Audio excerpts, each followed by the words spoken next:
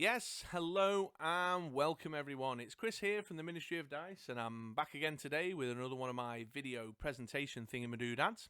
And as you can see on the screen there, what I'd like to talk about today is exciting control cards that I've clocked from round and about in the spoilers for the upcoming sets that we're waiting for in 2020. Yeah, in fact, this is a very exciting video because while I said I've clocked them from round and about in the spoilers, let's not bury the lead. If you stay until the end, you'll find one of the cards today is an exclusive first look at a Dark Phoenix Saga card. That's right, and it's one that fits beautifully in the control category. So stick around to the end if you want to take a sneak peek at a little spoiler there that we've been given exclusively by Wizkids. And I'd like to thank those guys for letting us release that card on this video today. This is the follow-up to my hotly anticipated WinCons video. I mentioned in that one that I was going to do a control cards one. I've got a few of these lined up. I've got Ramp next coming down the pipeline. But as always, these are my subjective view. These are cards that have caught my eye that I'm excited about. Well, I say that. Actually, one of them I'm not excited about at all, but I couldn't make a control card video without mentioning it. So, you'll know which one it is when I get to it. But you'll be able to tell by my tone of voice in any case, but there we go.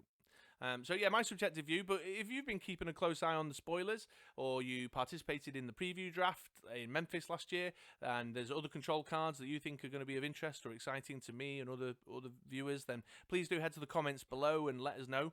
Or maybe you really don't like control, and a few of these have got you feeling a bit anxious and nervous or grumpy, then yeah, let me know in the comments. I'd love to get into a conversation with you. And while you're there, of course, hit the subscribe button, hit the thumbs up. You don't want to be missing videos like this. I mean, who knows? I might even have another exclusive spoiler coming down the pipeline soon. But without further ado, with all that dilly-dallying over and done with, let's get into it. Let me show you the cards that I've selected.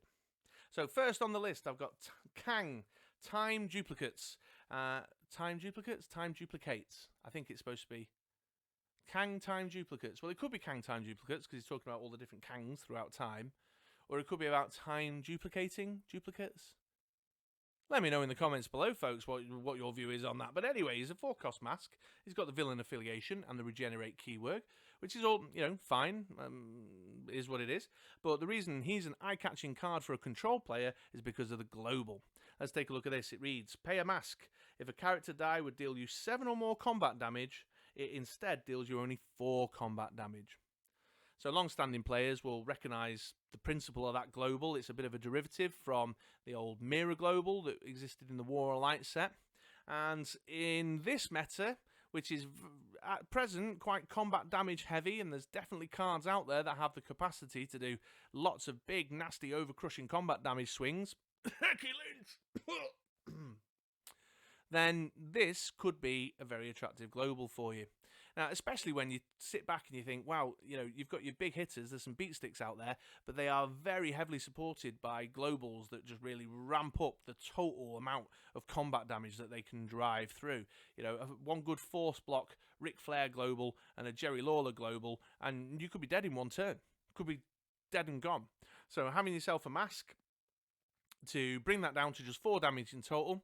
All right, it's still a hefty hit, but it's better than dying, and it could give you another turn to do some shenanigans of your own. Also, having a global like this on your team, it encourages your opponent to have to buy the Ristrid Horn or their Eddie Guerrero. They got to do a bit of hoop jumping to get their thing off the ground, and I think that's no bad thing either.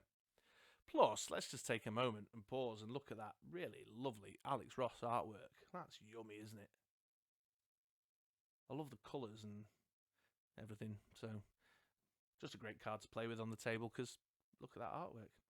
And it's an uncommon, there's somebody commented on a previous video about how a lot of the attractive cards seem to be rares and super rares, and they're not necessarily wrong, but here's one that can be very meta useful, and it's just an uncommon. So there we are, Kang Time Duplicates. You decide. Okay then, next on the list, we have Nebula, Sister to Gamora. I don't know, I've kind of put this one on the control list. I'll explain why in a minute, but so Nebula, Sister to Gamora, 4-cost mask, Guardians of the Galaxy affiliation. While Nebula is active, if your opponent draws and rolls more than 4 dice during their clear and draw step, they lose 2 life. So I've popped her on here because she's not really control, but she kind of is, because I consider her kind of control in that sort of deterrent space.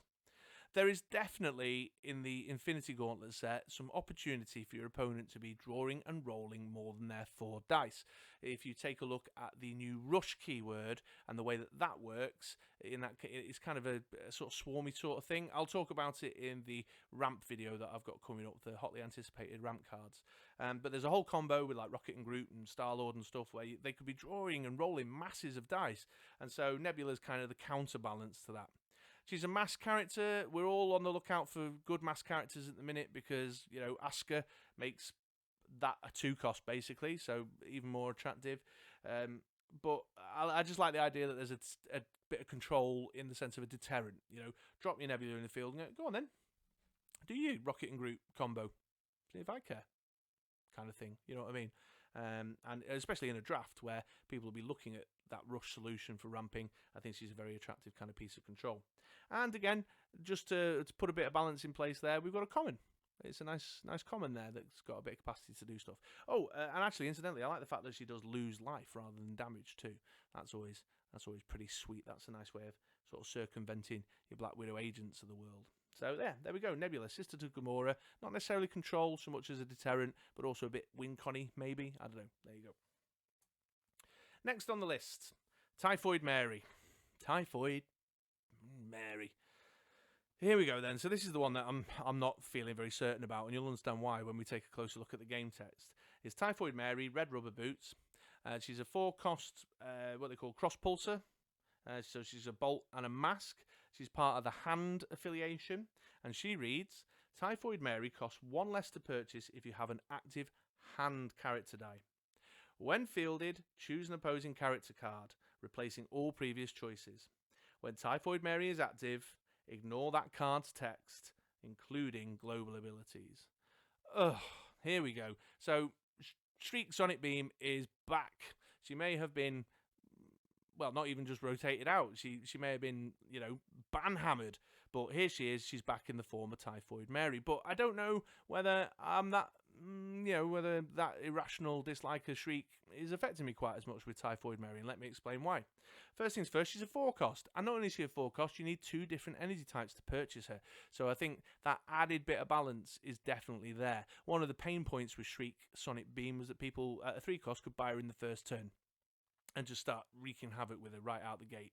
So I think, she's Typhoid Mary, you've got to do some work to make her your first turn purchase or your second turn purchase, or she has a detrimental effect to your kind of ramp and purchase flow. So I think that's right. That's the way it should be. She has this whole kind of discount thing going on if you've got another hand character in the field. But, how many hand characters are there that are going to be super attractive that you're going to want in a team alongside with her? Is it worth filling a card slot with a hand character just to get that discount when there's other things that could be better synergies for your team? So I suspect, although we haven't seen all the hand affiliation yet, but I suspect that 4 purchase cost is going to stand. Most people are going to be paying for her. So I think that's right. It's balanced. What makes me less uncomfortable is that obviously the inherent principle of blanking a card rather than blanking a dice is there. Was never keen on that idea. You didn't even have to buy the thing before your opponent can start interfering with it, and that's always been bothersome about Shriek and will be bothersome about Typhoid Mary. And the other thing as well, look at those stats on her level 2 and 3. 114 and 245. So her defense has gone up a bit, which means that any kind of sort of pingity ping ping ping stuff you want to use to get rid of her isn't going to be quite as easy as it was with Shriek, who was 2 and 3 in defense. So how excited I am about this one, I don't know, but obviously I couldn't make an upcoming control cards video without including her, so here she is. But I don't know, maybe I'm swinging around, maybe my principles will allow me to use this one, because I think the fact that you need 2 energy and she costs a bit more might just be the balance point that will make me feel more comfortable with her. And maybe might be the balance point that will make you feel more comfortable with her. I don't know. Let me know in the comments below. Okay, next on the list then. Here we go. We've got Pip the Troll, Prince Gothern, another wild mispronunciation of a subtitle by Chris there. He's a 4-cost shield, and he reads, while Pip the Troll is active, your opponents pay 1 more to use each global ability. Yes, we've seen this one before, folks. This is, again, harkens back to the classic Oracle. Master Investigator from the World's Finest set. In fact, the World's Finest starter set. So, you know, I mentioned before a couple of globals that are pretty horrifying. I mentioned about Force Blockers. I mentioned about Jerry Lawler global. There's Force Attacks. We've got Rampy globals out there. People using clay faces and Becky Lynch preppage going on. We've got people relying on Atlas to get that extra little boost that, you know, to reset their bag and control their bag management. So Pip the Troll, a 4-cost card that can just get a dice out in the field and make it much harder for your opponent to be able to afford to be able to do these globals, is a good thing. He's got weird stats, actually. I noticed this when I was prepping up the visuals here. 111, 012, 022. So he's got a fielding cost on his level 1, but no fielding cost on his level 2 and 3. Is that a misprint? Have we seen that before? Have we seen a card that's got a fielding cost on level 1 and nothing on level 2? I feel like maybe there was a Pepper Potts once. Maybe there wasn't. Maybe there was. I don't know. I'm just freestyling. But certainly, you could all see the control value of taxing your opponent's ability to use their globals. So Pip the Troll, thumbs up. Definitely a control card of choice. Here we go, next on the list. Now, I've got a side note here on this one. This comes from our good friend Jimmy Darwin O'Brien over at Wizkids, the Dice Masters product manager. He wanted me to point out that SpiderMan has no release date as of yet. And whatever release date may have been solicited is definitely out the window because of coronavirus delays and the fact that the set's not finalized.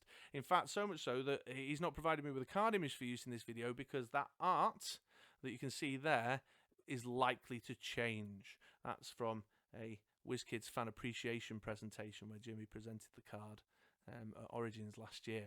However disappointing that may be, which it is because the game text is very, very attractive, it's still worth the wait, I believe. So Aunt May, Uncle Ben Foundation, she's a 3-cost shield, Spider Friends affiliation.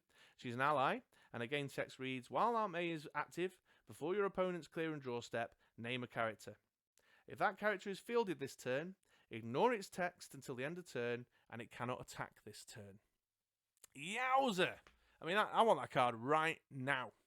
Right now. So, you know, I've put the Wizkids small print on that, but that is definitely an upcoming control card that must have control players excited. I know it's got me excited. That's the Constantine, back with a vengeance, baby. It's got a little bit more purchase cost on it. Yeah, fine, that is what it is, okay.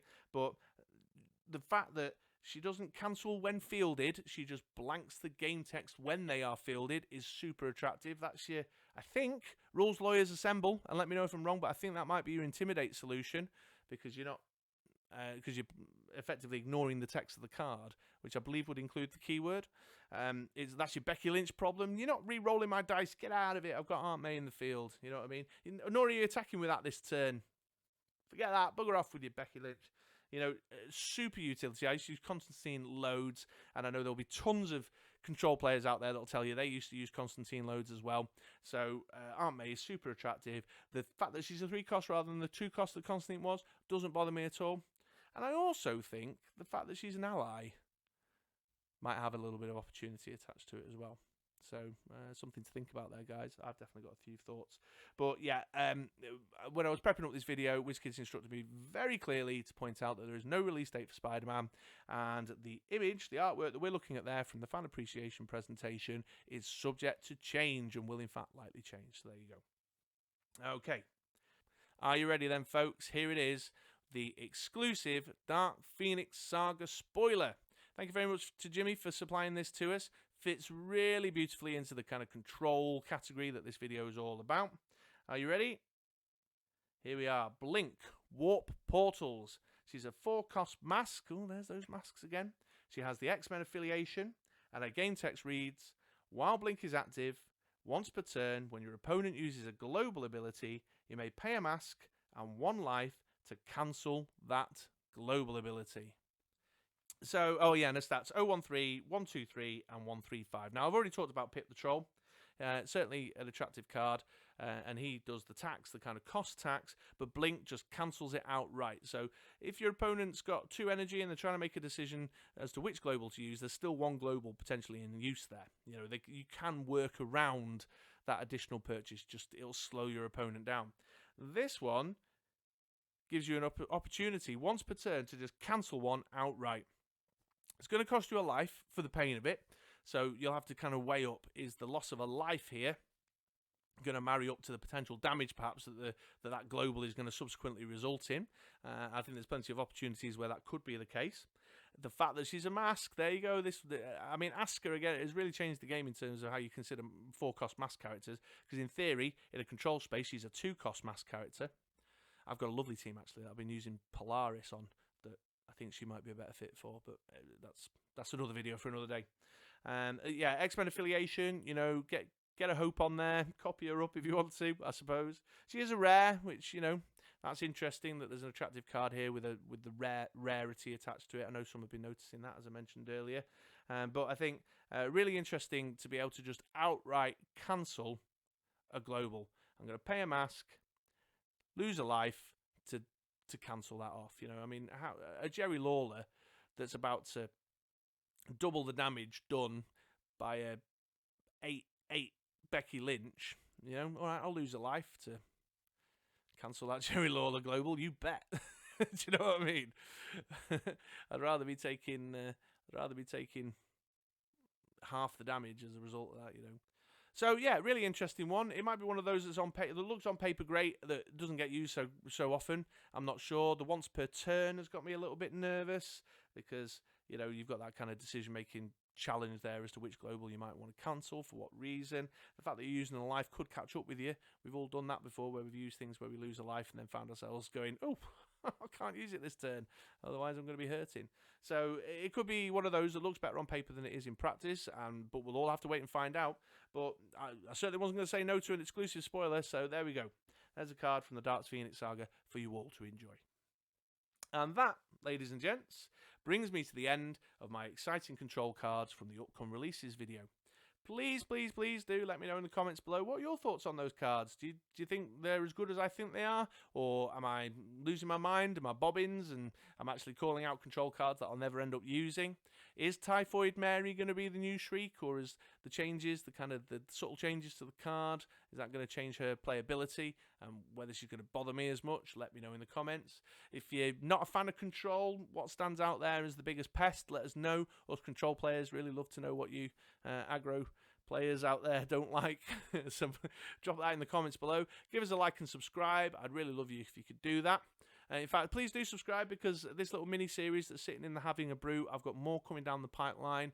We're going to be talking about hotly anticipated ramp, hotly anticipated jank, and some other bits and bobs as well. So make sure you subscribe to not miss another one.